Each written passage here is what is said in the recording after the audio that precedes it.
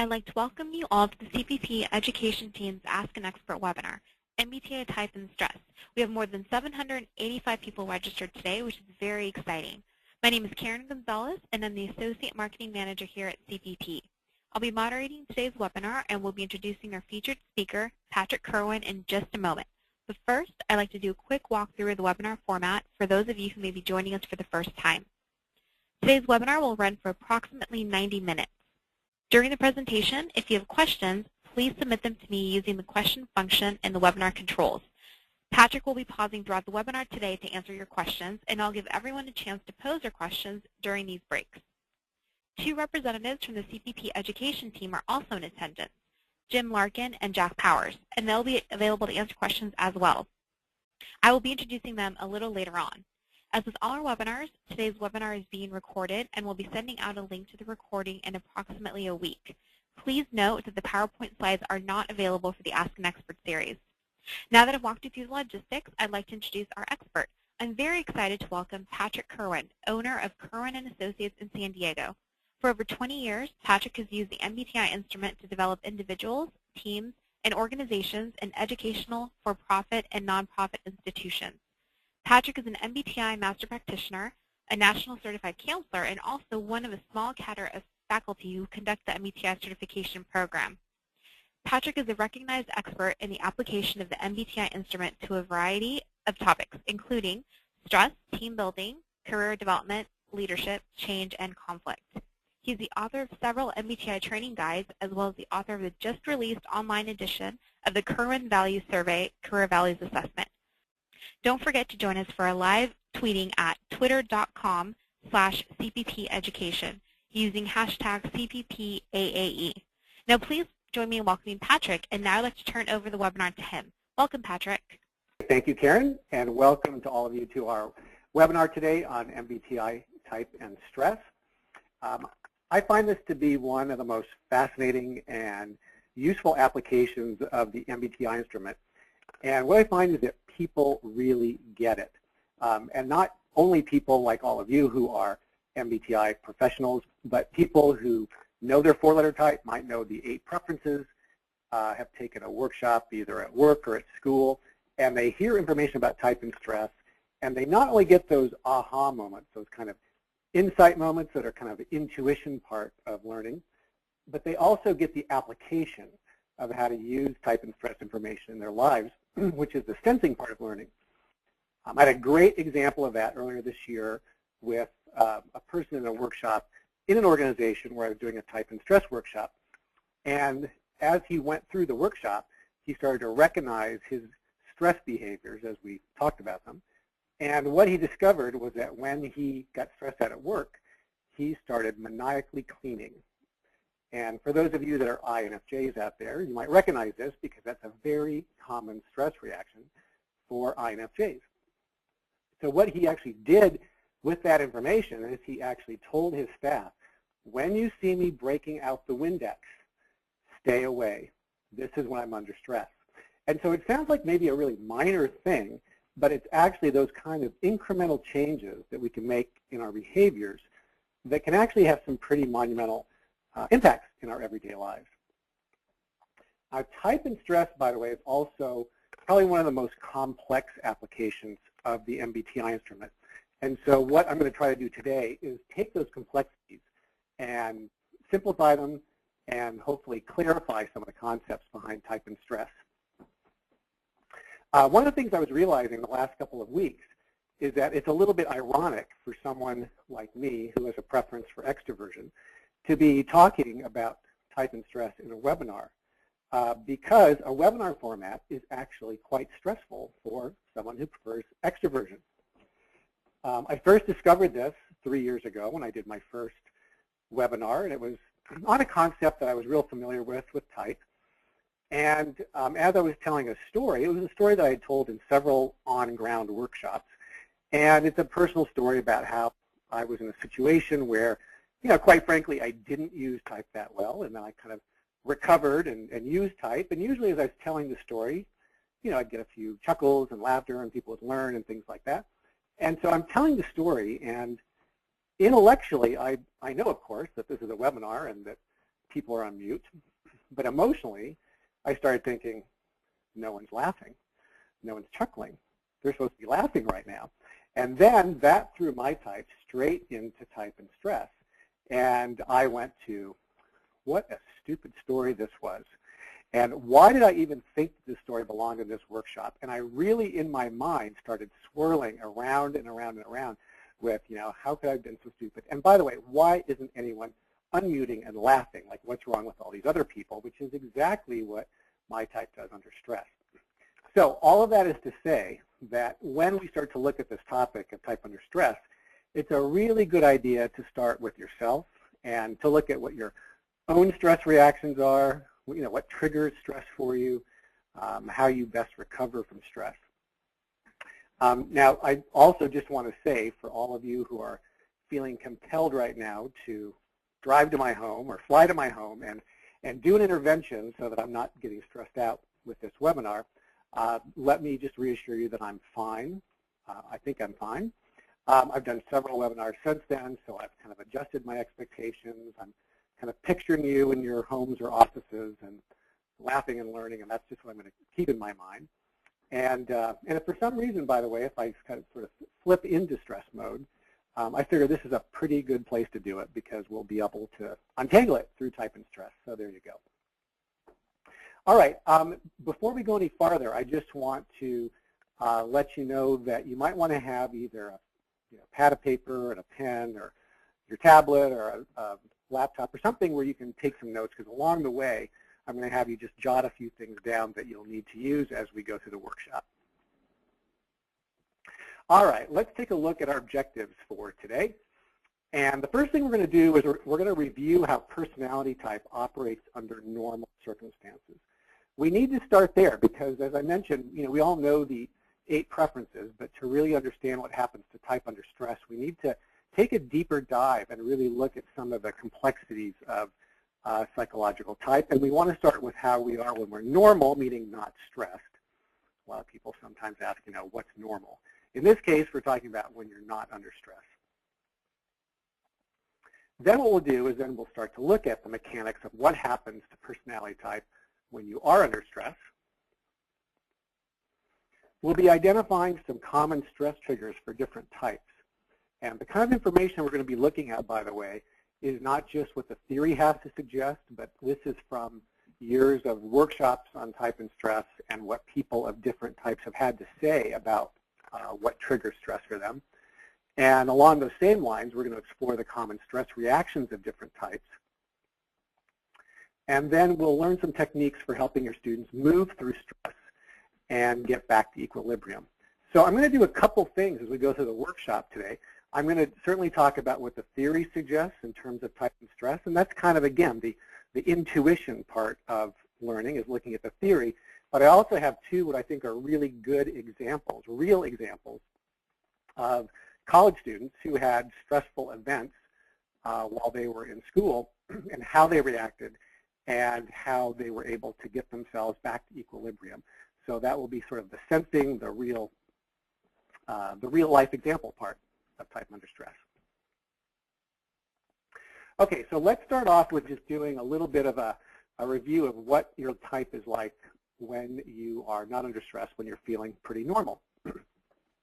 Both Carl Jung and Isabel Myers spent quite a bit of time writing about our personality types and describing them, and focused a great deal on the 2 middle letters of our personalities when they were describing personality types.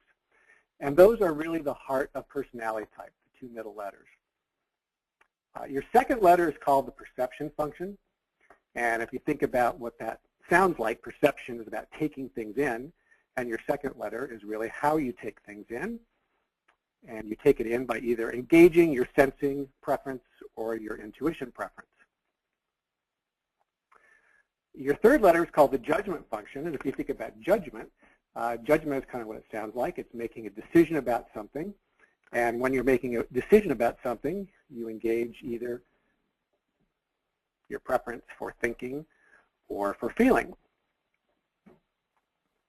So these 2 functions in our personality, your second letter and your third letter, are really important in working together because For our personality types to be effective, we need to be engaging perception, we need to be taking things in, and if we're not taking things in, we need to be using our judgment function to figure them out. And this is a really important balancing mechanism in type that has implications for stress, because if you use one at the exclusion of the other, our personality types become out of balance. So if you think about for a minute someone who uses a lot of perception, they use their perception function, but they don't engage their judgment function. These people can become lopsided because either they over-focus on information, over-focus on possibilities, and then they don't necessarily do anything with that information or possibilities using their judgment function. So that would be a type out of balance.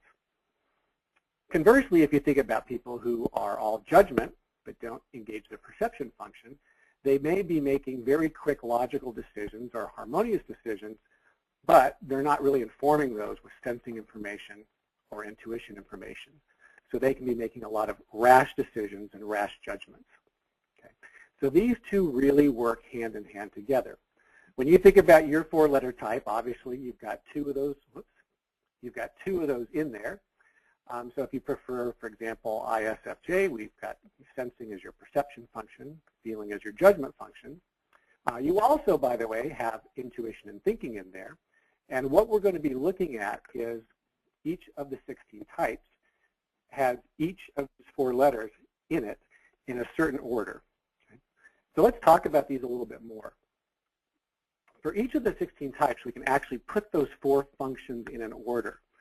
And if you look at the hierarchy of functions, we've got your conscious is here and unconscious is here. And one of those four functions is going to be called your dominant function. It will, in fact, be one of your two middle letters. Okay? And the dominant function is what it sounds like. It's your favorite part of your personality. It's the part you reach for most quickly. Sometimes it's the most trustworthy part of your personality. It has a lot of conscious energy around it. This is a function that people will often say, you know, gee, I did that so automatically, it was like it was unconscious. And it's actually the opposite.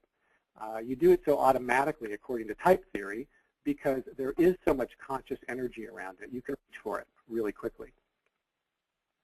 One of your other middle letter will be your auxiliary function. And your auxiliary function is there for balance and support to the dominant. If you think about the dominant and the auxiliary working together, if we said that in your type, your second and third letters provide you with perception and judgment. If your dominant function is your second letter of sensing or intuition, then your third letter will be your auxiliary of thinking or feeling. And that way you will have perception and judgment working together in your type. Now for some types it's the opposite. For some types the dominant function is the third letter of T or F, and the auxiliary is the second letter of S or N. But in that same way, there'll be a balance between perception and judgment. So these two work hand in hand. Okay, we said there are four of these, and we've just talked about two of them. So if you prefer INFP, we've just talked about intuition and feeling. But where's sensing and thinking? Those are also in your personality. And one of those other two letters that is not part of your type is called your tertiary. That's the T there. And your tertiary is sort of what it sounds like. It's your third favorite. It's more unconscious, tends to take more deliberate redirection of energy to go access. And then the last one that is not in your type is called the inferior function, sometimes called the fourth function. And that is the most unconscious, oftentimes the least favorite. It's the one that people will sometimes say it's easiest for them to overlook. Sometimes it can be their Achilles heel, the thing that gets in their way. And so that's the order of the four functions, and each of the 16 types puts those four functions in order in a different way. Now, I've got here a very busy slide, obviously, and what this shows you here is the order of functions by type. Okay? And let's start over here with ISTJs, just because it's handy in the upper left. And what we'll see is the number 1 there, which stands for the dominant function. And you'll see it's either introverted or extroverted. I'll talk about that in a second. For ISTJs, the dominant function is introverted sensing. So It's taking in information, it's taking in specifics, usually about things they're interested in, having them stored away so that they can reach for them very quickly. And again, it's introverted, which means they're taking that information and storing it on the inside.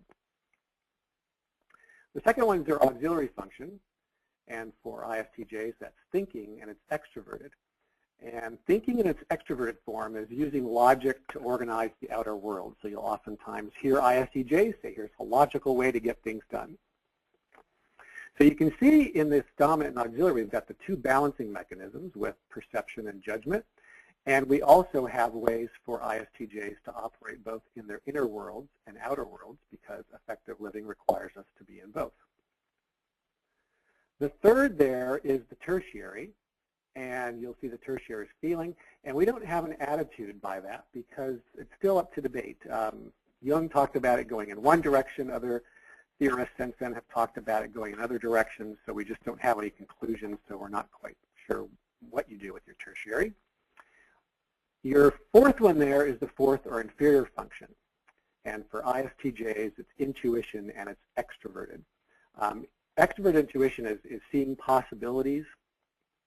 A really good example of this is on Monday I was doing a workshop with a group of physicians, and there was a woman there who preferred ISTJ, and she had just received her 360 feedback from her boss, and she had rated herself really high on strategy because she thought she was really good at doing this kind of extroverted intuition, seeing possibilities, where could things go. Her boss actually rated her the lowest on strategy. And so she came up and talked to me about it and asked what I thought that was about. And I said, well, what's your definition of strategy? And she said, well, when I know where we're going, I can tell you the steps that we need to take to get there in the future. And as she was saying it, she said, and that's really sensing. And I said, well, sort of, because intuition is saying, well, where are new places we could go that we don't even know we're going?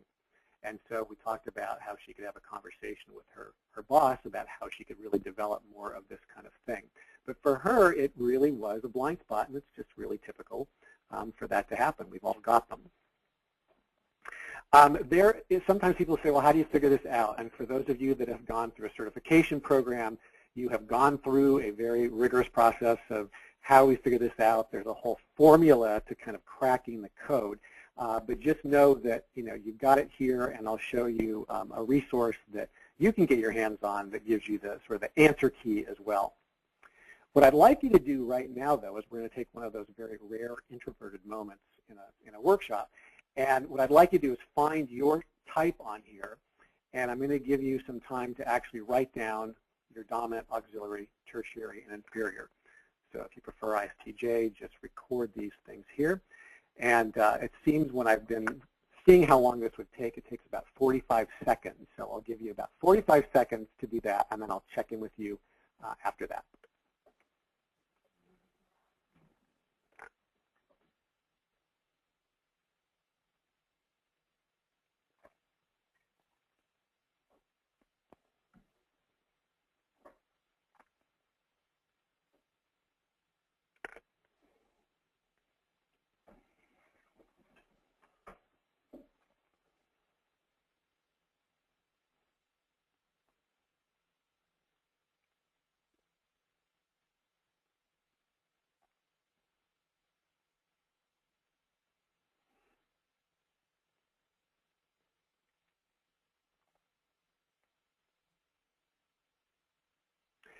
Okay.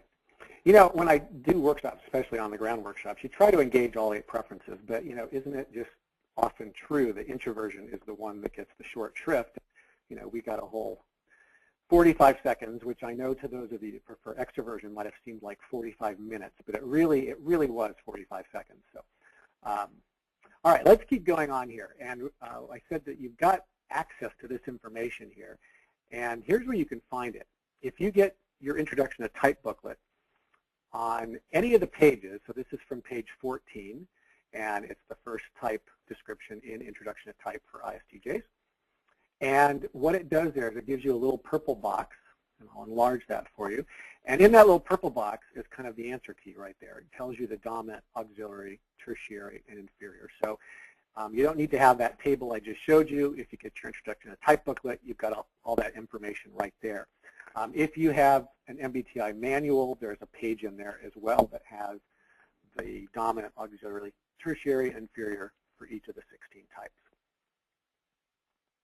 Okay, what I'd like to do next is to have us look at descriptions of the functions under normal, again, non-stress circumstances, because we need to really look at how each of these functions operates when it's normal so we can contrast it when it's under stress. I'm going to go through each of the functions in each of its attitudes. So, for example, I'm going to describe extroverted sensing, then introverted sensing. And as I do each one, I'll just be reminding you which types have that function as a dominant and which types have it as an auxiliary. So let's start with extroverted sensing. And extroverted sensing, people that have this as a dominant are ESTPs and ESFPs.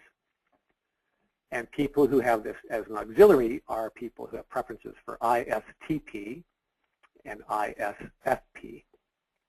And extroverted sensing is experiencing the present moment and the environment through the 5 senses. So people that have this as a dominant are very outer aware of sights, sounds, smells, taste. I have a great example, another doctor on Monday who had preferences for ESFP. When, we didn't talk about her dominant function, but later in the workshop she said, you know, I just want to tell you, when you first got up to do your presentation, I noticed that you had scented markers, because I use those ones that, you know, smell like blueberry and cherry and things like that. And she said, and I noticed on our table, we didn't have those. We had Sharpies. And she goes, and I really like those markers. And so then she said, as soon as you broke us into an activity, I went up to your table and grabbed some of those markers and ripped the caps off so I could smell the different scents.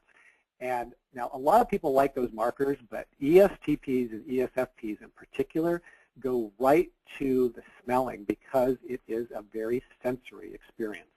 So that's extroverted sensing when it's in its normal state. Introverted sensing, these people have this as a dominant function, are ISTJs and ISFJs. And people who have this as an auxiliary are ESTJs and ESFJs. And introverted sensing is what I described a minute ago for ISTJs, gathering, storing, accurately recalling data, previous experiences. So they tend to take in a lot of information and have it ready for access when they need it.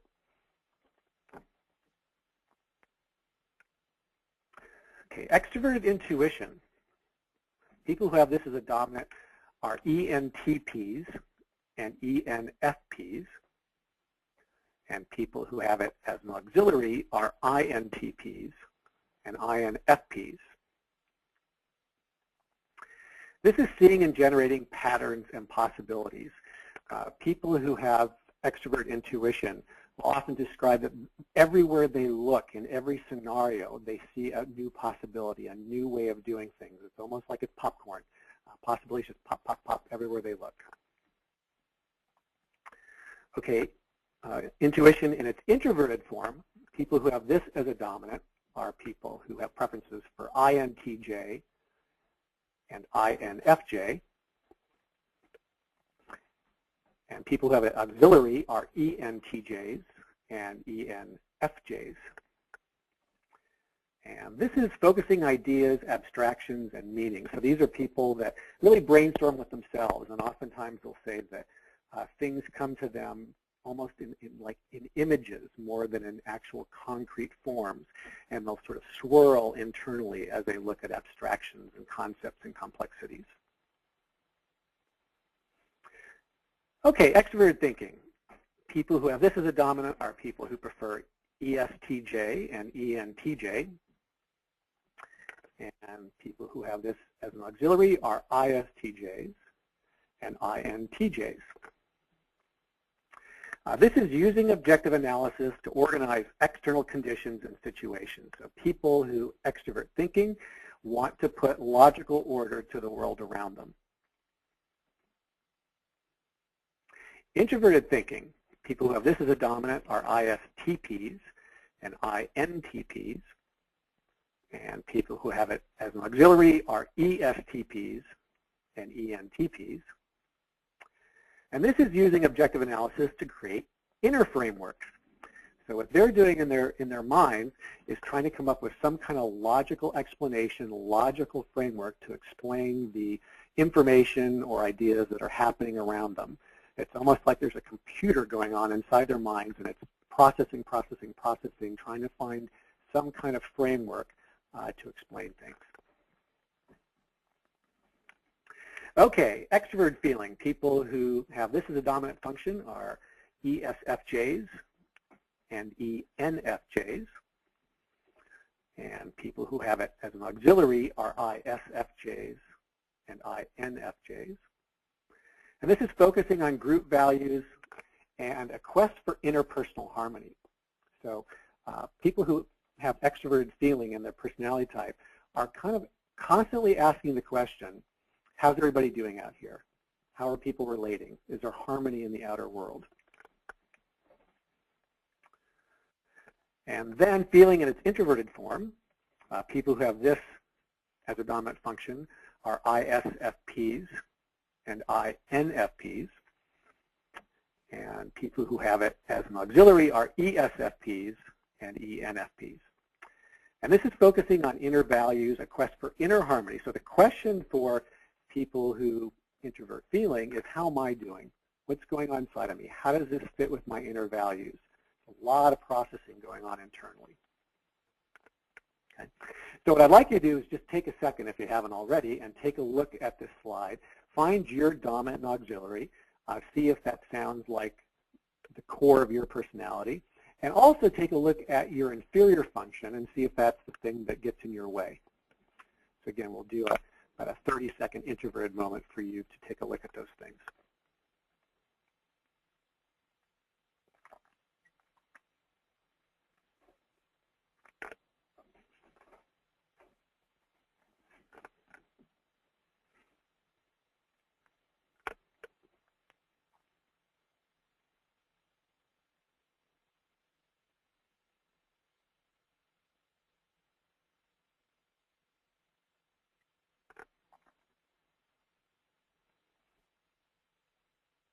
Okay, so I wanted to make sure everyone's settled on how type works when it's normal. And so if you have any questions, Karen, I'm going to let you see if there are any questions, and we'll take a few minutes to do some questions. Thanks, Patrick. And actually, I'm going to apologize to everyone right now because we know that we were having some audio issues. So it sounds like right now it's okay. So again, I apologize for that. So let's see here. We don't have any questions come in just yet, but we did have Mara. Sorry if I pronounced that wrong, but Patrick, she's actually asking what your MBTI type is. Okay. My MBTI type preferences are ENFJ, but I always like to add that I am in the second half of life, and so I am having this sort of mad love affair with my thinking function, and so I'm really excited about saying no to things. And I'm actually focused, quite frankly, much more on not only, as you probably could tell from the beginning, not only sort of insight from type, but actual application and how people can really use it. So it's kind of a different way to be an ENFJ at this part of my life. Thanks. Okay, let's see here. Let's see here. Justina asked, can you repeat which types go with each description you just went over? Sure. Let's see. Let me just go back to that slide so you got the visual here. So going through this part. So extroverted sensing. Actually, you know what I'm going to say about that, speaking of saying no, is I think what you can do is if you go to the Introduction to Type booklet, it'll have those listed, and then you'll see which type goes with which of these descriptions. Great. Okay. Thank you. So it looks like we don't have questions, and yes, we're still getting the feedback. So let me just let everybody know that we are recording this webinar, and what I'm going to do is we're going to have this fixed later. So when you do listen to the recording later, you won't hear this echo. So again, I greatly apologize. Let's see here. We have a question that just came in from Tamison. Any clues for helping someone differentiate between if he or she is a T or an S, if he, she is stuck? Yeah, so there's actually sort of a variety of steps you can take to help somebody clarify that. And one is you can start from the very basic and then get into more complicated type stuff. So let's say that someone is trying to figure out if she prefers ISTJ or INTJ. And, was it T or F? Yeah, okay, so ISTJ or ISFJ. And so what we can do is start with the real basics, have somebody read their description for T or F and see if one resonates with them more than the other, and sometimes they say no, they both sound the same. Then you can obviously have them read the whole type description. What I'm going to do, I'm going to flip back some slides here just to have a visual aid for us, so bear with me. So ISTJ or ISFJ, and sometimes what you'll hear from people is, oh, it doesn't really matter, you know, T or F, I do both. I hear that all the time, and what I tell people is actually it does make a pretty big difference in your personality type. What you could do next is have the person read descriptions of extroverted thinking and extroverted feeling, because it's actually a very different auxiliary function. And so you could say, which one of these do you think you use most easily? And for descriptions of those, there's a booklet that I just keep on my shelf, and it's Introduction to Type Dynamics and Development. So Introduction to Type Dynamics and Development. And it has descriptions of sort of activities that describe extroverted thinking and extroverted feeling. And people oftentimes can read those and say, oh yeah, you know what, I really resonate, or this makes sense to me, that these are things I can do easily. This doesn't seem so natural. So those are a few good tips to get you started. Great, thank you. We have actually a few more questions that came in. Actually, we have Dr. Jeff Hart here. Thank you for joining us. He actually suggests take step 2 first, look at the facets and clarity of preferences for facets. Let's see here. We have facets another. can help. You know, step 2 is, I love the step 2, and sometimes it helps, and sometimes it's kind of a lot of information, because obviously you've got, you know, 20 additional pieces of information about type. For some people, though, I had somebody in a workshop last week who was really struggling, and when she did see her step 2, did help her clarify. Sometimes people get even more confused, so it kind of go either way, but it's a resource. Thanks. Another one is from Minosh. Are people born with their type? Is it innate, or do we develop it over time? Yes. Yes to both. So type is innate. Yes, that's what the theory says, is that you're born with your type. And does it develop, do you develop over time, is also yes. So the short answer is, if you prefer ENFP, that's your hardwiring, that's what you come into the world with. However, in the second half of life, sort of like the story I was telling, in the second half of life, you tend to start to take a greater interest in your opposite letters, and you start using them usually with more interest and more ease. It doesn't mean that your type has changed. What it means is that you have developed and you have greater access to other parts of yourself.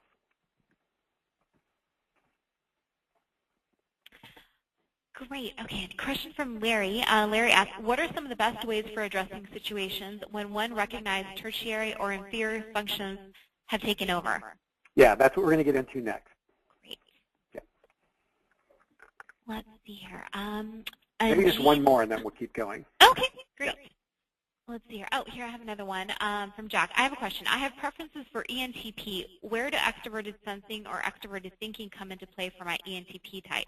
Aha. So waiting for that question. Okay, let me go back to this slide here.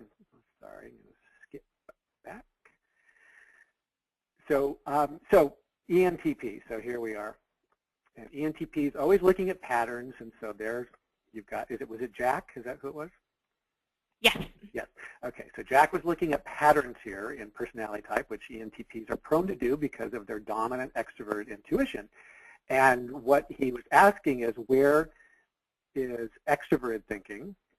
Where is introverted intuition, extroverted thinking, extroverted sensing? And what type theory would say is that those other 4 functions in the opposite attitude are even more unconscious than the inferior. Now, there's also another approach to this, which has been created by a Jungian psychiatrist, and his name is John Beebe. And if you want to look him up or Google him, his last name is B, like the insect bee, with a B-E at the end, so Beebe. And he's actually put all 8 functions in an order, and he's given them names and described them. So you can take a look at that. It's a little different take on type theory. All right. Okay, so let's keep going here and get into our stress topic. Because what we've been talking about so far in terms of your personality type, in terms of these functions and how they operate, is we've been talking about assuming that we're not stressed out. So you are in your happy place and life is good. When you are not stressed out, then you have enough energy to give to your dominant and auxiliary, so that you have those balancing mechanisms of using perception and judgment, your 2 middle letters together.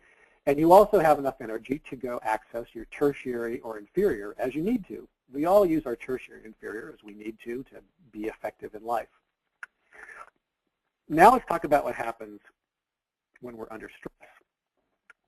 And there's a couple things to know about stress. The first workshop I did on this was several years ago, and it was for a group of physicians, which really, again, stressed me out. And so I did way, way more research than I probably needed to, because I was trying to get myself a medical degree before I did this workshop. And I didn't get the degree, but I did learn that there are 2 different kinds of stress. And there's positive stress. And positive stress is the kind of stress that enhances your performance. Sometimes it's environmental, sometimes it's self-imposed. So environmental could be if you have a preference for P and you know you've got a deadline. That deadline, as it comes closer, may actually be really energizing for you and give you that little added oomph that helps you even do better work than you normally do. Okay? Sometimes it's self-imposed. So for those of you who prefer J, I know for me, when I've got a deadline, what I'll often do is see if I can beat it. So if it's due a week from Friday, can I get it done the Wednesday before? And that little bit of self-imposed stress actually helps me do my best work. So that's actually the positive stress. The other kind is, guess what, called negative stress. And negative stress, those are situations where the demands of the situation exceed our resources for dealing with them. So I really like that description, where the demand of the situation exceeds our resources for dealing with them. So our normal coping mechanisms aren't really working, and we can become very overwhelmed. Those situations usually have some kind of situation leading up to them. And the situations that lead up to those negative stress encounters all have something in common. And those situations usually do something to us that lowers our level of conscious energy. So when we're talking about negative stress, we're talking about those times when you have a reaction that seems very atypical, where you look at yourself and say, who is that? Or other people look at you and say, who is that? And what leads up to that is a situation that usually diminishes our conscious energy. I'll tell you what those are. Here's some situations that can lead to lowered levels of conscious energy. Okay, first, you're overworked. And this can be overworked in terms of your tasks. It can be overworked in terms of physically. And we're talking about not just having a lot of work to do, but when you are truly overwhelmed by how much there is to do. For students, this could be at the end of the semester when everything starts to converge, everything's due, all your finals are happening at the same time, and really it becomes very, very overwhelming. Okay? I had worked with somebody this week whose organization has gone through a tremendous amount of change in terms of leadership, what people's tasks are, their interrelationships within their existing team, and this is the kind of thing that really leads to negative stress for people because now she's got lowered energy. So I think we can all relate to this one when it's just been too much and we're not our best selves anymore. Okay, another situation that can lead to lowered levels of conscious energy is when we're sick, like this little green guy here. And you know, when you're sick and you just feel like you're not on top of your game, you're not your best self, you're not doing your best work, because we have lowered levels of conscious energy. You can be tired. So same thing, you know, when you're really, really tired and you go into school, you go into work, and you're just not your best self, like this little person here with his venti espresso. My favorite, you're sick and tired, okay? You've just had it. And this can be from any part of your life. It can be, again, environmentally, where maybe you've got too many bills piling up, or maybe you've got rent to think about, or you've got your housing to think about. It can be relationally, but any time where you just, life has become too much and you say stop, okay? So these are all situations that can lead to these lower levels of conscious energy. What I want to do next is I want to show you what happens. I'm going to show you, according to the theory, what happens and give you kind of the intuition part of it and what the theory says. And I'm going to give you a couple of actual sensing examples of two college students who had reactions that fit pretty closely to the theory. Okay, here's what the theory says, is when we're not stressed, this is what we talked about earlier, is you've got enough conscious energy to give to your dominant function and your auxiliary, so you're able to use those two middle letters and be really effective. You've got perception and judgment working together in some order, so you can take stuff in, figure it out. And if you remembered, one of those was you used one of those to deal with your extroverted world and one to deal with your introverted world, so you are also able to deal with both of those worlds. You have enough conscious energy also to go access your tertiary or inferior when you need to be effective. Okay, now when we're stressed, what happens is we have a lowered level of conscious energy, so we don't have enough to give to everyone anymore. And one of the first things we do when we're heading towards stress is we tend to overdo our dominant function. And the reason for that is we're taking what remaining energy we have, and we now no longer have enough to give to both, dominant and auxiliary. So we take what we do have and we give it to our favorite part of our personality. We're kind of trying to keep the lead part of our personality alive, so we're just giving it whatever we have left. And what happens is then that dominant function becomes exaggerated. What that can look like is, if you prefer sensing, you can start to exaggerate. If your dominant function is sensing, then you start to exaggerate your sensing function by either over-focusing on data, I need more, I need more, I need more. If your dominant is extrovert sensing, it can be being overly active, overly engaging in experiences. If your dominant is intuition, you can start overdoing possibilities. You know, I could do this, I could do this, we could do this, we could do this. It's like all of a sudden it's just kind of like maniacal possibilities. This is what happens when our dominant becomes inflated, is there's too much of a good thing. If you inflate, or if you exaggerate your dominant thinking function, you start trying to over-control things and bring logic to things. We must find a way to do this. We need to wrap this up. And if your dominant is feeling, you can over-focus on harmony, either outer or inner harmony. So I want to get this harmoniously wrapped up. We've got to find a harmonious solution. We've got to figure out what's going on inside of me. So we start to overdo our dominant function. The problem with this is it's not very effective, because now we've lost our balancing mechanism. Okay? If your dominant is intuition and you start thinking of lots of possibilities and it's not being shored up by your auxiliary of T or F, you don't have a way of evaluating those possibilities. Now sometimes, by the way, this is where it ends. You overdo your dominant function and then you get back to normal.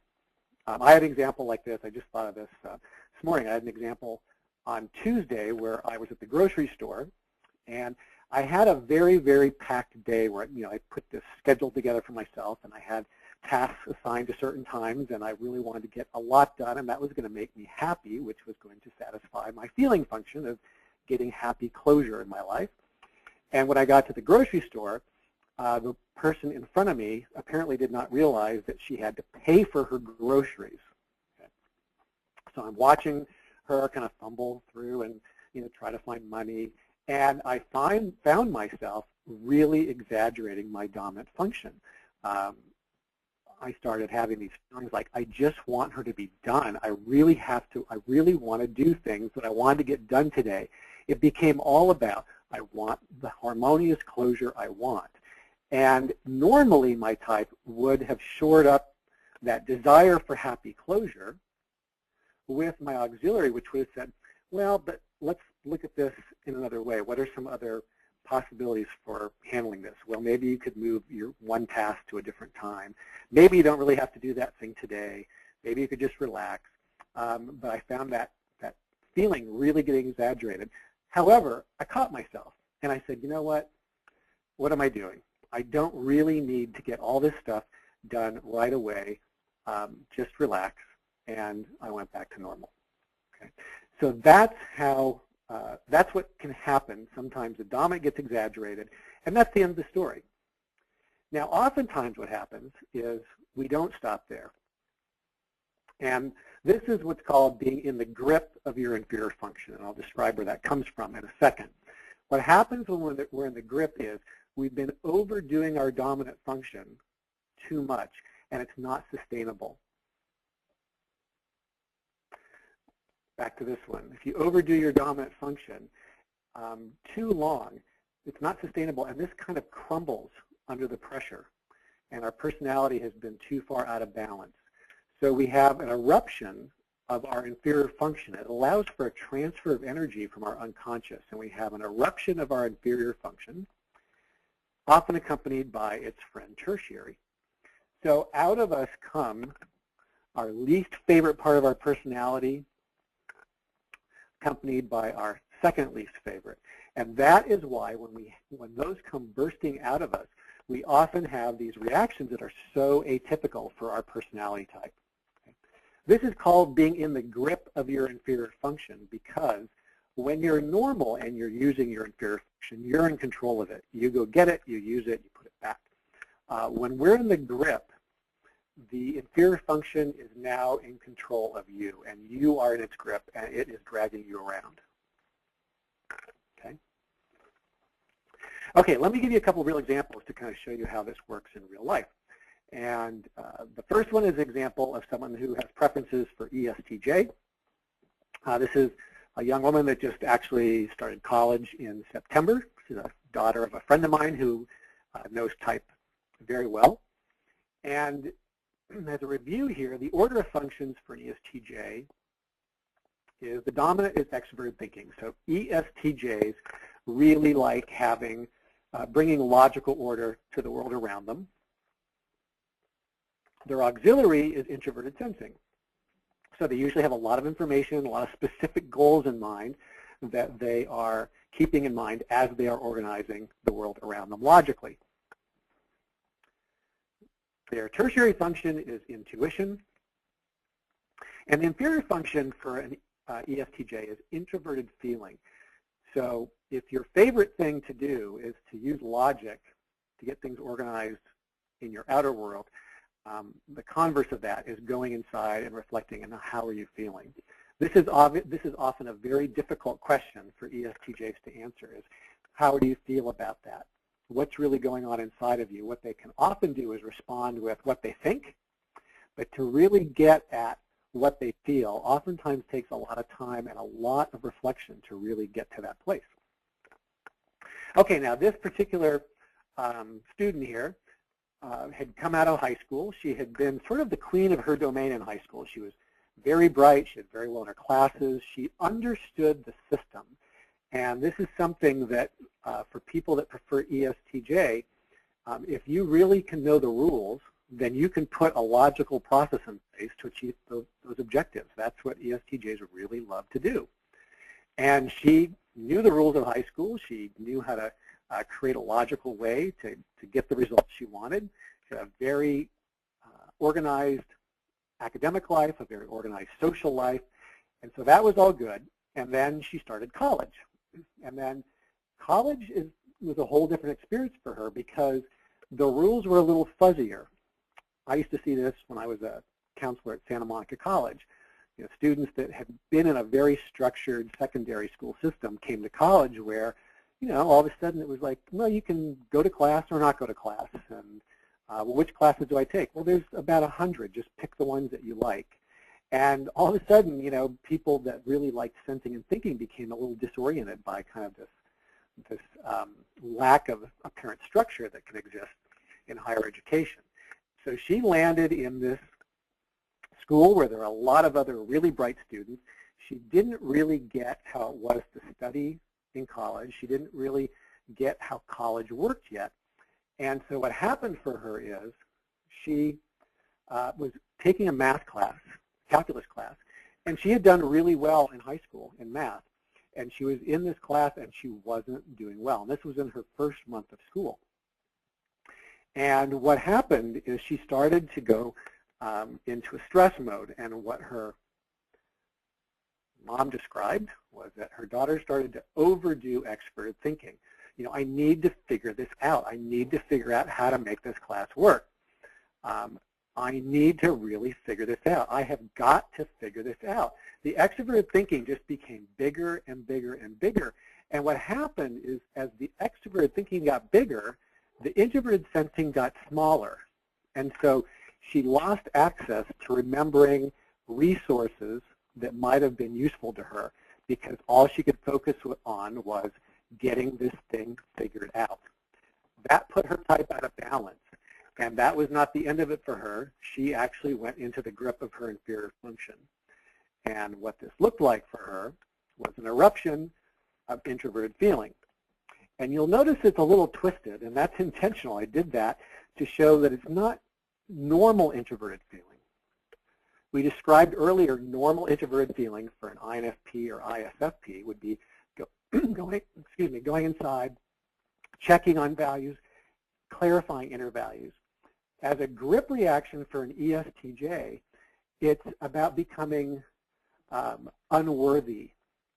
It's doubting oneself. I don't belong here. And so what she started to do was have those kinds of statements. I don't belong here. I shouldn't even be a college student. Okay.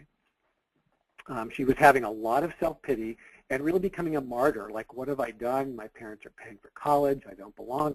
It was accompanied by its friend, intuition, and again, twisted intuition. So it wasn't about possibilities, but for her it was about generalizations. So, you know, I'll never be able to make it. Okay.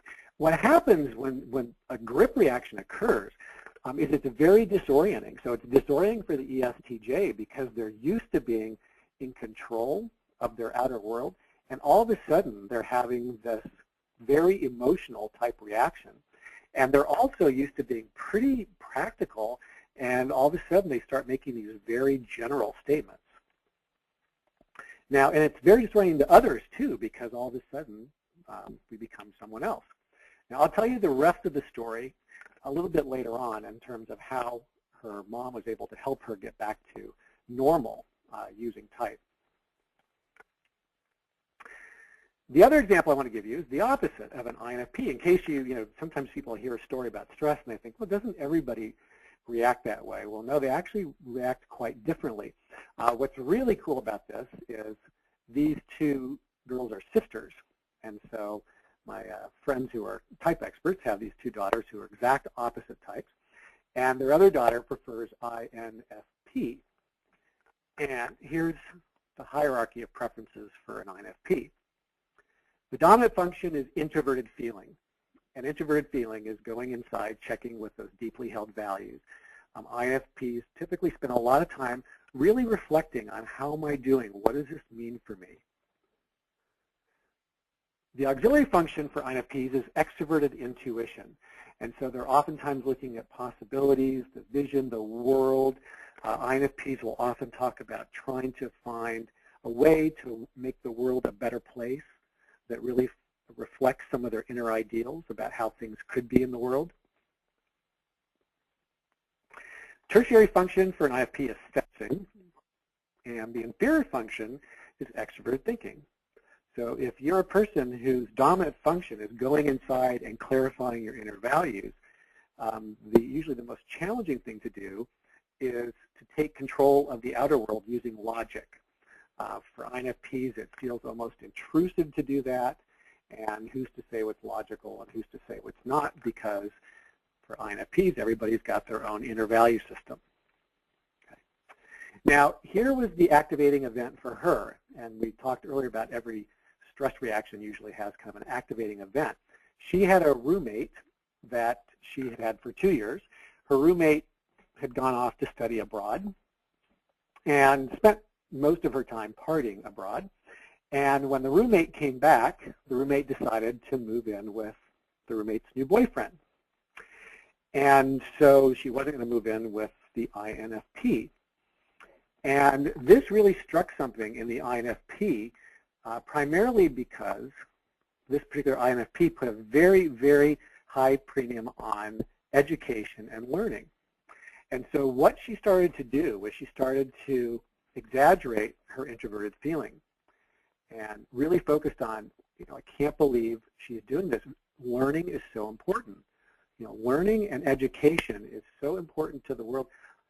She needs to really pay attention to learning and education. She really lost access to her extrovert intuition, which may have helped her look at, well, what's really going on with her, and what are some other ways that maybe we could, I could help my friend. She just really got stuck on that one value and how important it was. Well, this is not sustainable because it's type out of balance. And for her, what happened is she had an eruption of her inferior function, which is this twisted extroverted thinking. We were talking earlier that normal extroverted thinking is using logic to organize the outer world. As a grip reaction for an INFP, it's not about being objectively critical, it's about being critical. And so INFPs can come out with these very critical, harsh statements.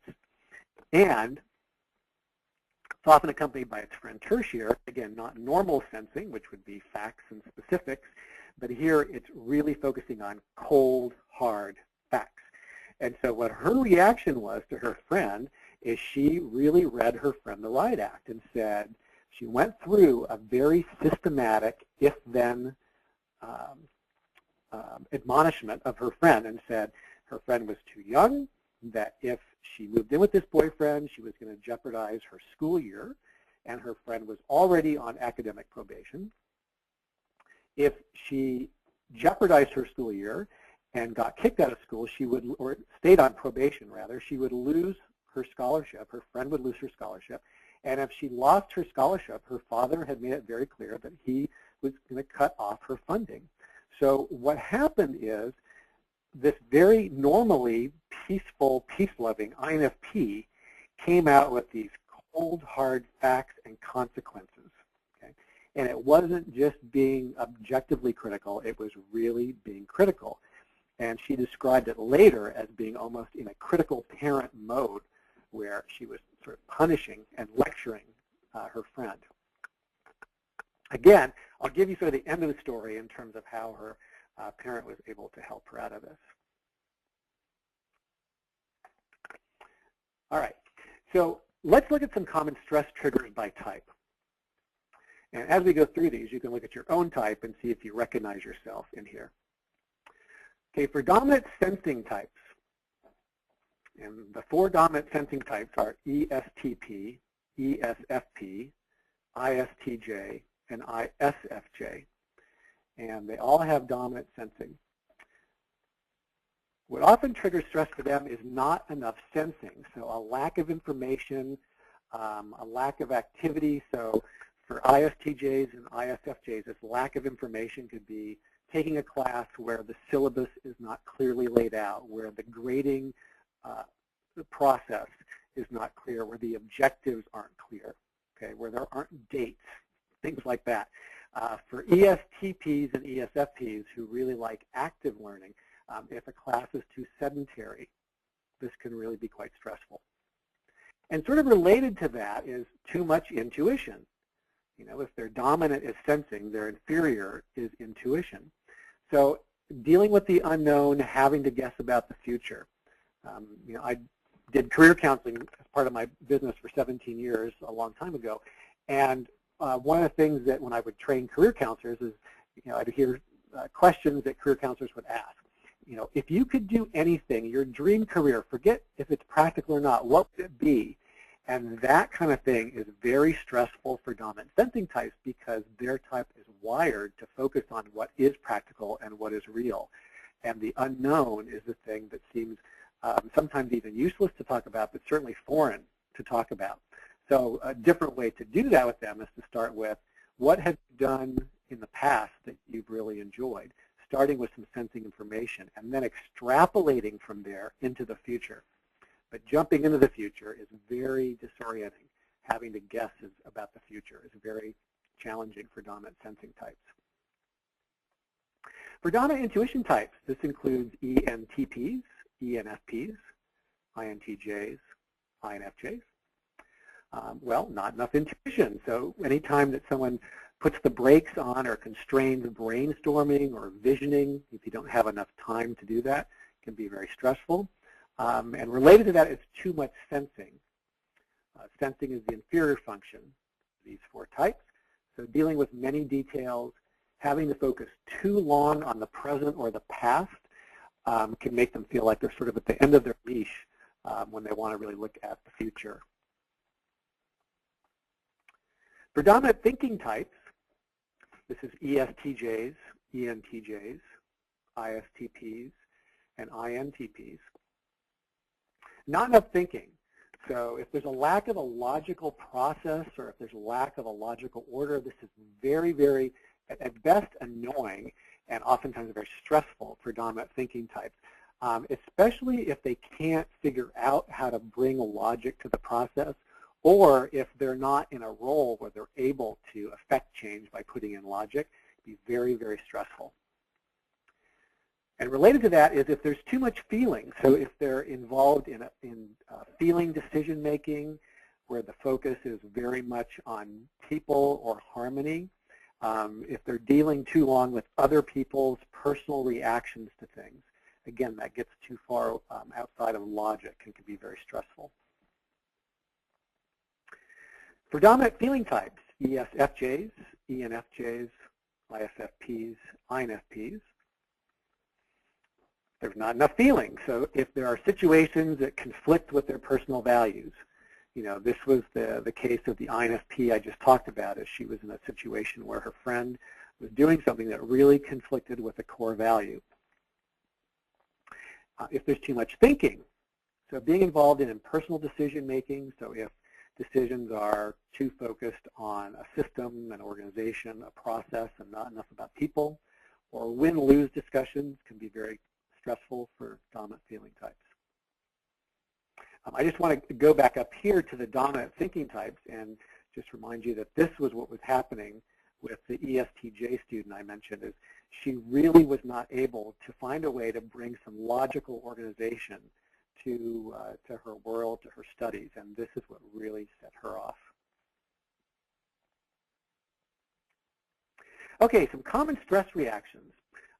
These are things that I've got on the CPP blog, which I'll mention a little bit later, but these are some really great sort of shorthand ways to think about what happens to us under stress. For dominant sensing types, ESTPs and ESFPs, they become the exaggerator, and because their dominant is extroverted sensing, when they get into the grip, they go into their inferior intuition, and they don't do it very well. So things become exaggerated or blown out of proportion. Very similar with ISTJs and ISFJs. They also have inferior intuition, so things can become very dramatic, or they can start catastrophizing about things. Dominant intuition types, they have sensing as their inferior. So what happens to ENTPs and ENFPs is they often become the obsessors. They'll often obsess about one piece of information.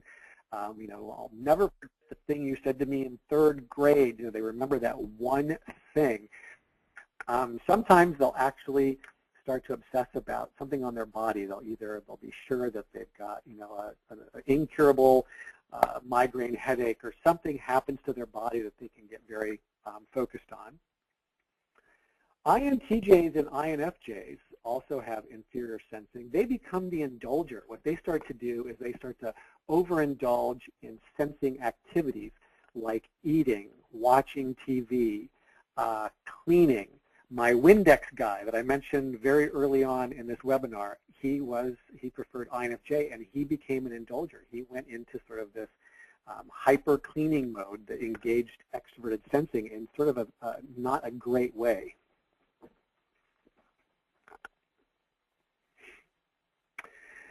Okay, dominant thinking types.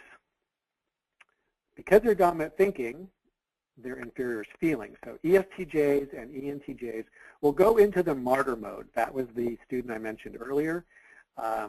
They start to feel very unloved, unworthy, they don't fit in, they don't belong, things that you don't usually hear from that type. And ISTPs and INTPs become the emoter. These two types often have very, very surprising emotional reactions to things. Well, they'll have an outburst of anger or crying, and it's very, very disorienting to these two types because their dominant is introverted thinking. They're used to really keeping things pretty close to the vest, keeping things very, very logical and objective and detached, and all of a sudden they have this very big emotional response that comes from their inferior function. Dominant feeling types, ESFJs and ENFJs, become the condemner. Their inferior function is thinking, so the thinking comes out of them in a very, not a great way, where they start to condemn themselves, condemn others.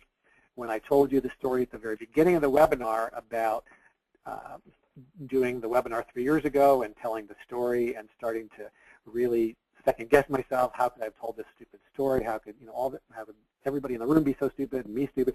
Everyone was basically stupid. That's the condemner mode that extroverted feeling types can go into. And ISFPs and INFPs go to a very similar place, the criticizers. So they start to get very critical of others. This was the INFP student that I just mentioned a bit ago, became the criticizer. All right, so what can we do? So it's one thing to know what sets us off. It's another thing to know what happens to us. But how do you help yourself? How do you help other people when they're going through stress? Okay. To help dominant sensing types as they go through stress, we're going to start with ESTPs and ESFPs. And by the way, all this information I'm about to share with you is from years of doing type and stress workshops and getting people into type-alike groups, so getting ESTPs together and ESFPs together and asking them things like, what are the best and worst things to do with you under stress, and seeing what they had to say that was common. And so these two types will often say, just listen to them, give them space, let them resolve the problem. Okay? ESTPs and ESFPs tend to be very independent problem solvers, so they really want to be able to try to figure it out, but we just have to listen to them. They're probably going to be fairly irrational as they're talking to us, because all of us get a little irrational in one way or the other. But just listen, give them space, let them start to figure it out. The one thing they say not to do is don't tell them how to fix it. They already feel a little debilitated by the fact that they're not able to come to some solution. And so to try to help them makes them realize that even more. So just don't tell them how to fix it. Okay, to support stressed ISTJs and ISFJs, again, give them space, listen to them, provide provable affirmation, and help them break things into manageable pieces. This provable affirmation comes up a lot for ISTJs and ISFJs, and what they mean is they don't want to hear, oh, come on, you're incredible, you're amazing, you can get through this, because that's not it's not provable. It doesn't really have any substance behind it. What they want to hear is more something like, you know what, but do you remember last semester when you really were having trouble in history class, but you got through that. And so you got through it last semester. You can get through it again this semester. I know you can do it because you did it before. That's actually concrete and tangible. They also need help breaking things into manageable pieces because what's happened is they have spun off into intuition, and so they have lost their ability to really put things in some kind of sequential order. So if you can just start with helping them see baby steps they can take. Don't brainstorm, because brainstorming is an intuition thing. So okay, let's think of what are 20 ways you can handle this. They're already spinning off in really bad intuition, so that's not going to help. And don't give them more to do because they're already overwhelmed.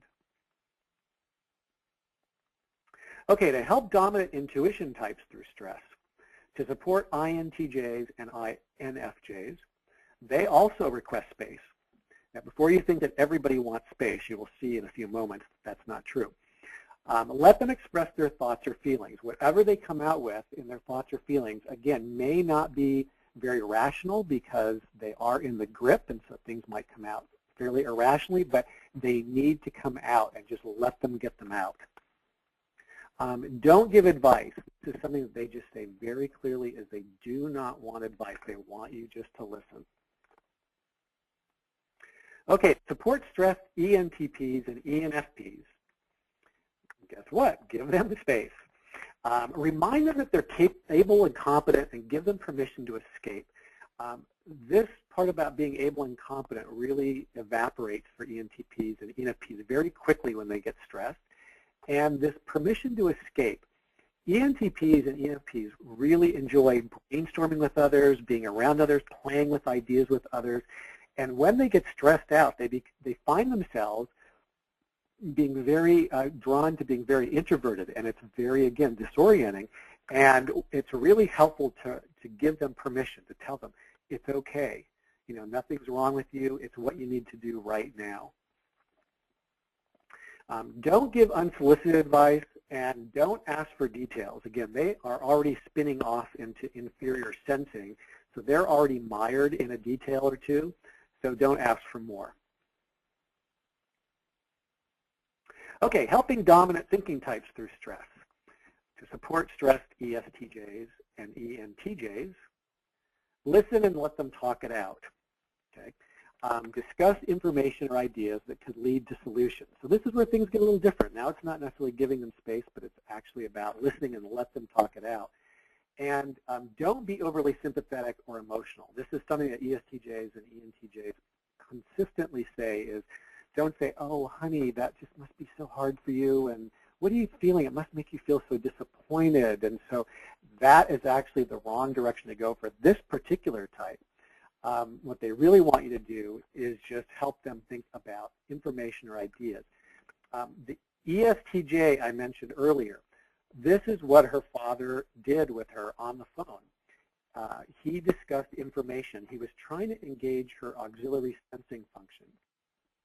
And what he reminded her was that she actually had taken calculus in high school. She had done well in calculus in high school, and that she was able to actually solve very similar math problems when she was in high school.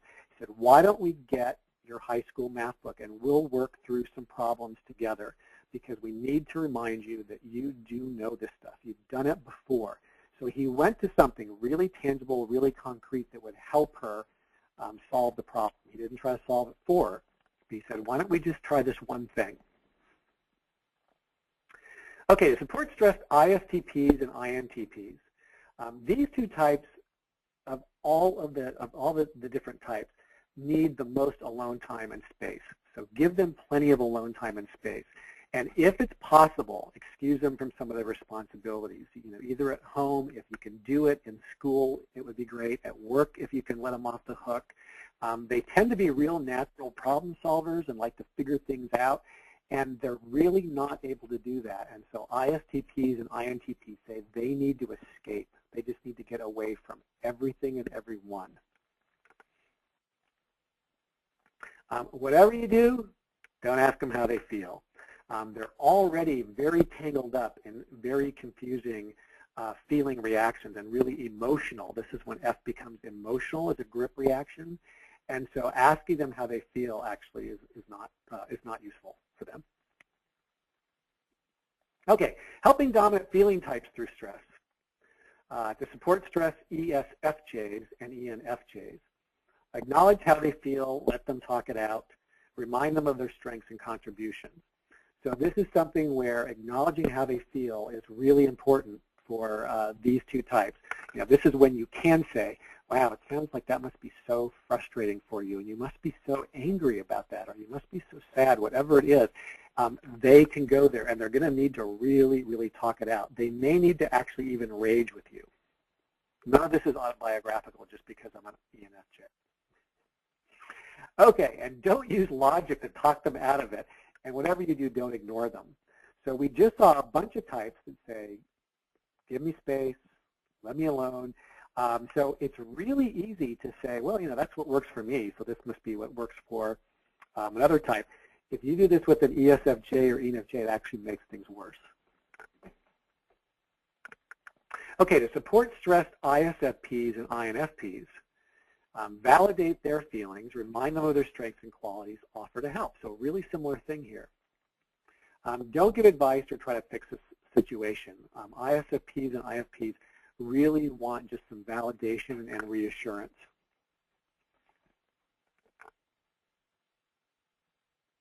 Okay, so let's see some ways that you can make some practical use of type and stress, because I've just given you tons and tons of information here, and I want to just let you know hopefully some very doable next steps for yourselves. One is, this may sound really basic, but I really have to sort of emphasize is, read more about type and stress, because you can tell from this topic that there are a lot of moving pieces. Once you understand what the pieces are, type and stress starts to make some sense, but it usually requires quite a bit of reading and also some self-reflection. Speaking of self-reflection, examine your own type reactions to stress. So what triggers stress for you? What happens to you when you're stressed? And what do you need to regain equilibrium? And then take a look and see, how does that match type and stress theory? Okay, I'll give you some resources in a minute that will help you in terms of reading about stress and looking at what theory suggests about each of the types. When I do workshops, I really like doing them in this way. I just get people into their type-alike groups and have them talk about what triggers stress, what happens, what do you need. And then what we do is say, well, here's what the theory would suggest, and we compare the two and see if they really match. When your students know their MBTI type, so after you've given them their MBTI in the class, or if you're in an organization, after your participants know their types, discuss how stress influences types. So present the sort of the mechanics of what happens with this eruption of the inferior function.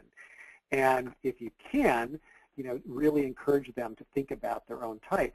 How many of us wish we'd known about this so much earlier in our lives? I mean, when I learned about this, I thought, if I'd known this, even in high school would have been really great, actually, but certainly in college would have really been of tremendous benefit, because I never was quite sure what was happening to me under stress. Encourage your students to express what they need when they're stressed, preferably before it happens, and if possible, when it's happening. And then remind them to ask others what they need under stress. This is one of the things that I think people do very infrequently, whether they're students or adults, is to tell other people, you know what, when I get really stressed out, here's really what to do. It's like the Windex guy. You know, I've done this with sort of the A-list people in my life. And many of them know type because they know me. And I have said, you know, when you see me doing these things, this is where I'm headed. And if I get in it, then here are really the best things to do. And conversely, I've asked them what they need. Practice giving others what they need during stressful events.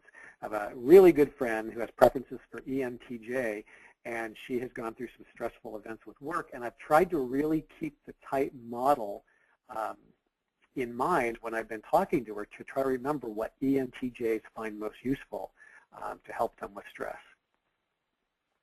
And then after a stress event occurs, try debriefing it with students from a type lens. What new learning can they gain from the event? Many times when people go through a type and stress workshop or class, one of their first questions is, well, how do I avoid this stuff, because I don't like it. And what the theory would suggest is that they're not avoidable, because there's always information from our unconscious that's trying to come through to us, and it often comes through to us when we are somehow out of balance, and it emerges through a grip reaction. So the grip reaction is not the content of the learning, but it's sort of the vehicle the learning is trying to take. And so if you can, on the other side of a grip experience, reflect and say, you know, what the heck was that about? What could I have learned from that? You can often get, at the very least, some really good operational insights, you know, stuff that you can use in your life to say, you know what, next time that happens, I need to do this. And it also can be fairly transformational. With the ESTJ and the INFP, it was one of each. The ESTJ got some really good operational learning and insight from her grip reaction. And that was, you know, the next time this happens, rather than just focusing on trying to fix it and plow through it and force logic into it, to remember that there are some actual resources I can call on. I can call, one of them is my parents. One of them is the work that I did in high school. So to really remember to try to access that part of herself. For her sister, who prefers INFP, it actually was sort of transformational, because what she realized in hindsight talking with her mother is that her reaction with her friend was this very parental reaction. And she realized that it was bringing up in her this wanting to take care of her friend because her friend's parents lived abroad, and she just thought she needed parenting. And the INFP came to realize after her grip experience that she didn't need to parent her friend. Her friend actually didn't want her to parent her, and that it was very liberating to go back to just being friends and not being in this sort of parent-child role. So that's pretty big learning for someone. You know, she was, I think, 22, 23 at the time, and came away with that kind of learning from the stress event. Okay, so some suggested resources for you. In the grip booklet by Naomi Quank, this is something that CPP sells, and I'm not here, you know, promoting products. It's just that in the grip is the book I recommend in certification programs. I use it when I do type and stress workshops because it is the resource for understanding in the grip. Naomi Quank also wrote a book called Was That Really Me? And you can get that on Amazon. It's a whole book on type and stress, and she elaborates on what happens when people live chronically in the grip. There's a new MBTI stress management report that you can actually order from CPP. So after someone takes the MBTI instrument online, you can run this report. It's a 9-page report that gets into triggers and reactions and best ways to support someone. I mentioned earlier that I think there are 4 blogs I've written about type and stress, and those are on the cppeducation.blogspot.com. And if you're interested in type and stress workshops, you can contact me, and my email is patrick@pkerwin.com. And at this point, what I'm going to do is I'm going to turn it back over to Karen, but I will also just take these couple of minutes to say thank you for participating today or being here today. You were participating in my mind, so actually it was very calming. And also, I hope you've learned some things that certainly you can apply in your own life, and some tips and techniques you can use with your students. And we've kind of timed this right before the U.S. Thanksgiving holiday, because we know with travel it can be rather stressful. You know, seeing family members you don't see very often, seeing family members you do see very often can be very stressful. So hopefully some of this will help you and your students navigate through some stressful events. So thank you very much. And Karen, I'll turn it back over to you. Thank you, Patrick. That was amazing, and we're getting a lot of really great feedback from everyone, so thank you. We have a special offer for attendees today, and that is to save 10% off your purchases. You can go on to cpp.com, or you can call Customer Relations at 800-624-1765, and make sure to use promotion code EXPERT1112. Just make sure that you use this by November 30th. Now, if you're online, why don't you come join us? We have a LinkedIn group. We're on Facebook. We're on Twitter. And we also have a blog site. And as I mentioned earlier, we do some live tweeting throughout the webinars, and we actually try to do them for all of our webinars. So it's great to have you join. Normally, we use hashtag CBPAAE. So it's great. We love seeing your feedback there, and we love sharing some key takeaways from our webinars. Now, by attending this webinar, we get a lot of questions regarding certificate, so we just want to do a little bit of an explanation here. When you attend the entire live webinar, you're actually eligible to receive 1.5 NBCC approved CE clock hours, which actually translates over to 0.15 CEUs, and you're also eligible to receive MBTI Master Practitioner credit. Now, if you did not already do this when you registered, or if you don't remember, it's okay. You can visit at cpp.com/AAE certificate. These will actually be mailed out to you, so if you can put in your correct mailing address, that would be great. Now I want to welcome Jim Larkin and Jack Powers. They are both your education account representatives, and they are both always standing by for any of your questions, so there's their contact information. We also listed on the right-hand side all of our important links, the ones that we get many questions about. So we figured this would be a great place to have them. So we are offering a test drive of select MBTI and Strong reports. All you need to do to test drive the reports is fill out the evaluation form, and then you will be taken the test drive survey, where you can pick which reports you would like. This will also be available until November 30th. Then we also listed the practitioner certificate request. You just follow that link, and like I said, if you're not sure, just go ahead and follow that link to request one. We also try to put together many of our FAQs. So if you just follow cpp.com/AAE FAQ, that might help to answer some of your questions. And lastly, we are also listing our online MBTI and Strong certification, which actually is presented by gsconsultants.net. Now, Patrick, we do have a few questions that have come in, so let me just go through some of these. Okay, we got our first question in from Trillium. Trillium asks, any advice for helping someone through stress if you're not sure of their type? You know, whenever we don't have someone's type, whether it's working with them through stress or even working with them when they're not in stress, we're sort of guessing. So the best we can do is to try to do a couple things. One is to try to see if you can pick up on type cues from that person when they're normal, okay? And see if you can get sort of a hypothesis. We never know if we're right is the trick, because you could be picking up on a cultural cue, an environmental cue, but at least it's some data. So if you've got somebody who, you know, is asks you for a lot of specifics, asks you to explain things in a sequence, you know, go back, I think you skip something, do this in order. You may have someone who has a preference for sensing. So there's a lot of different cues that you can pick up. And the same thing is true with type and stress, is to try to see what kind of stress reaction is someone having. So if they become all of a sudden extremely emotional, where that person has not been emotional before, you may be able to kind of back into it and say, well, maybe this person prefers some kind of T, maybe INTP, ISTP, and they're having a very, very big emotional outburst.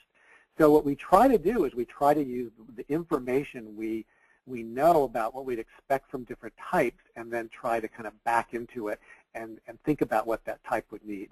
It is tricky. I mean, that definitely is tricky. The next question is from Janine.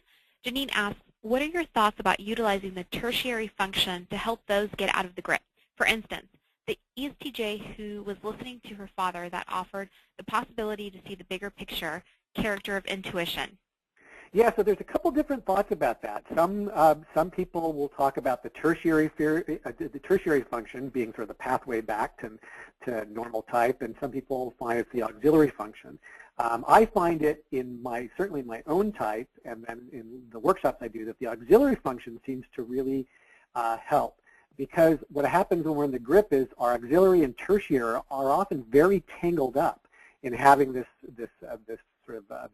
eruption. And so to get back to normal, trying to access the auxiliary. So, you know, the thing that I think, so for example, for a type of an ENFJ, what I found to be most useful is to actually, if people can help me access my introverted intuition and think of some new possibilities, but that's my auxiliary. In my ESTJ example, he actually went back to something much more concrete. So he wasn't helping her pull the whole camera back. He was saying, let's go back to something you know. You know how to do this. You know how to do this in math in high school. So that was actually her auxiliary function. So there seems to be something there. I will say that I think one of the things that's quite exciting and interesting about type under stress is I think it's still a part of type that's very much evolving. I think we're still learning a lot about it. I've been observing it for years now and seeing what kinds of patterns I see. And I think my takeaway so far is it's complicated. I'm still working on it, but it's complicated. Next question is from Proet. Proet asks, when a person overuses a dominant function, is that when they start to say, I have done everything, but things do not get better? I've done everything, but things do not get better. I'm trying to think if that would be an overuse of the dominant function. It's a little hard to say without knowing the type that would be saying that, because that could either be a grip reaction where somebody would throw their hands up. I'm not sure if it would be an overuse of the dominant. You know, I don't really know how to answer that without more information. I'm sorry. Thank you, Patrick. And Purweet, please feel free to send us an email. We are actually running out of time, so we have time for one more question. This question is from Elizabeth. Elizabeth asks, what about someone struggling with the class, like the ESTJ example, but with INFP preferences? Again, it's without knowing more, but what would often happen to an INFP is not unlike what happened with the INFP in my example, because what would happen is they would start to overdo their introverted feeling, where it's like, this is really important to me. I really want to do well. It's really important to me to do well, to feel good about what I'm doing. They would overdo the introverted feeling, and then when that became overdone, then you'd probably see them flip into extroverted thinking. And that's when you might hear them say things like, this is not a good class. This teacher isn't good. Materials aren't good. You might hear them really having kind of this outburst of criticism. So that's what it would sound like for an INFP. Okay, great. Thank you, Patrick. And unfortunately, we have run out of time. But if you like, you can send us your questions. You can send it actually to me directly. You can send it to kgonzalez@cpp.com. So it's KGONZALEZ@cpp.com, and we'll try to answer those for you. But I'd like to thank you, everybody, for attending today and asking so many great questions. And I'd also like to thank Patrick for sharing his knowledge and expertise with us today. So thank you so much, Patrick. Thank you very much. It was a lot of fun. And so today's webinar is part of an ongoing series. Our next webinar is scheduled for February 7th and will cover the topic MBTI type dynamics and relationships. To register, you can visit our website at www.cpp.com/askanexpert. We hope you'll be able to join us then, and thank you all for attending, and have a wonderful day, everyone. Bye-bye. Bye-bye.